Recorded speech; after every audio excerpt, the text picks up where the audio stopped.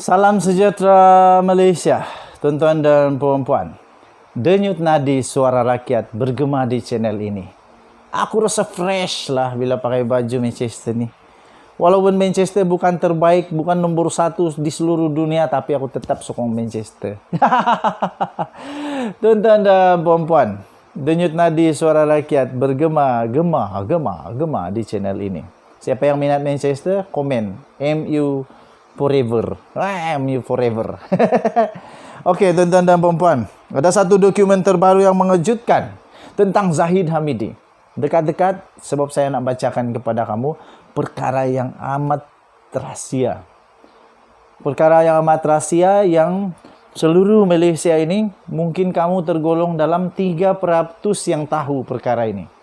Hanya 3% saja yang tahu perkara ini. So jangan skip. Pastikan kamu pelan-pelan dengar, ulang lagi dengar lagi supaya boleh faham. Dan pastikan habiskan video ini supaya kamu tahu apa yang saya kata. Janganlah ambil sekerat lepas tu buat kesimpulan. Akhirnya di tengah-tengah, di hujung, di kesimpulan tu yang kamu tak tahu kan? Okey. Tuan-tuan dan puan-puan, Mahkamah Tinggi telah menolak tawaran UMNO dan Zahid untuk menghentikan pendengaran saman SRC bekas anak syarikat 1MDB. What? Aku terkejut dengan berita ni sebenarnya. Daripada dhmarkets.com. Tariknya 31 Mac. Dah lama. Berita ini dah lama tapi baru pelan-pelan orang tahu. So, saya nak beritahu kamu. Kalau kamu rasa penting berita ini, share dekat kawan-kawan lain. Kalau rasa tak penting, tak apa. Mahkamah Tinggi menolak tawaran UMNO dan Zahid untuk menghentikan pendengaran saman SRC bekas anak syarikat 1MDB. Apa cerita ni? Saya baca. Tuan-tuan dan puan-puan, Mahkamah Tinggi telah menolak permohonan penangguhan UMNO dan Presidennya Datuk Seri Ahmad Zahid Hamidi untuk menghentikan pendengaran kes saman 16 juta ringgit Malaysia yang difailkan terhadap UMNO oleh bekas anak syarikat 1MDB iaitu SRC International Sdn Bhd dan 2 unitnya. Habislah.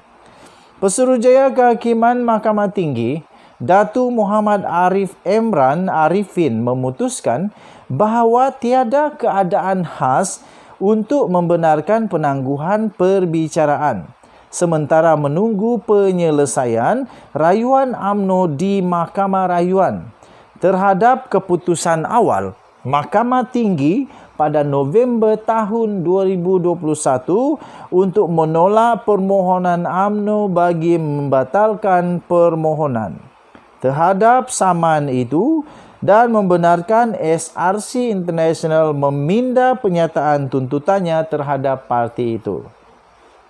Minta maaf UMNO, minta maaf Zahid, minta maaf Najib, minta maaf Bung Mokhtar, minta maaf Tok Mat Hassan, minta maaf Husamuddin Hussein, minta maaf Khairi Jamaluddin. Nak sebut semua susah. Nak sebut semua susah tapi minta maaf UMNO. Oh, minta maaf kerana mahkamah tolak. Tapi tak apa.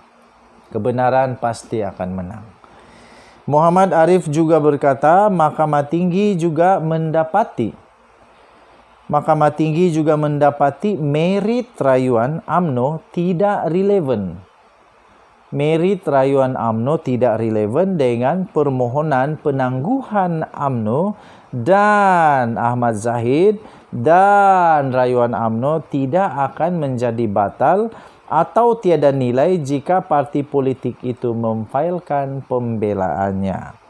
Tuan-tuan dan puan-puan, oleh itu, Muhammad Arif mengarahkan UMNO memfailkan pembelaan terhadap saman oleh SRC International dan 2 unitnya iaitu Gadingan Mentari Sdn Bhd dan Jendela Pinggiran Sdn Bhd dalam tempoh 14 hari. Dan plaintiff memfailkan jawapan mereka dalam tempoh 14 hari selepas pemfailan pembelaan UMNO dan Ahmad Zahid. Muhammad Arif menetapkan 9 Mei ini sebagai tarikh pengurusan kes seterusnya untuk saman tersebut. Mewakili SRC International Sdn Bhd dan anak syarikatnya ialah Peguam Perkongsian Rosli Rosli Dahlan Saravana Safinaz Vani, Elani Mazlan dan Rakashana Samasundaram.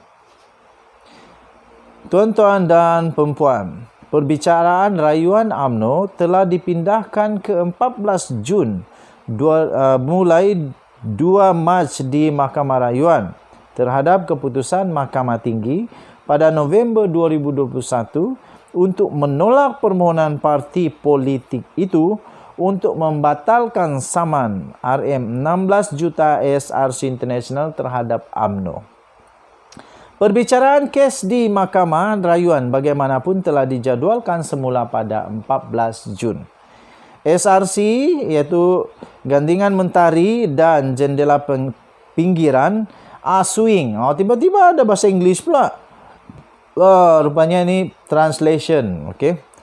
Gandingan Mentari and Jendela Pinggiran Aswing UMNO for Ringgit Malaysia 16 million which was alleged to have been wrongfully transferred to UMNO. Wrongfully transferred to UMNO by Ahmad Zahid's predecessor. Entahlah. Aku gagal bahasa Inggris.